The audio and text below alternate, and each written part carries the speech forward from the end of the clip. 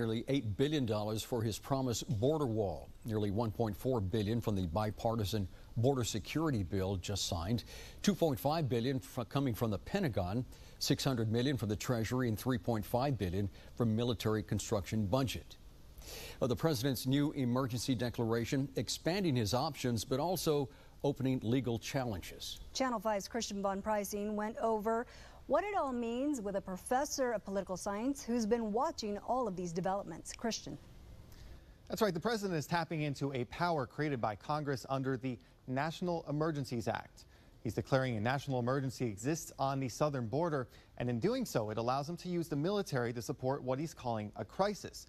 As part of the declaration, the president is directing the Secretary of Defense to call up military units and send resources to the southern border.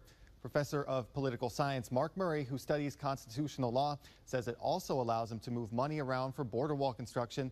He also tells us the whole interpretation of what is an emergency will be up for debate in the courts.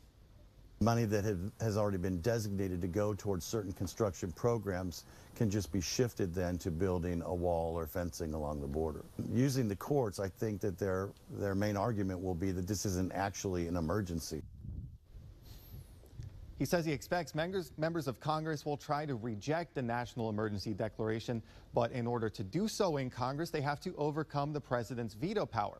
Murray says he expects it'll end up in court soon, and while that legal process can take months, someone could request an injunction, which could go into effect and block the use of this power much more quickly. In the Channel 5 News studio, Christian von Preissing, Channel 5 News at 6.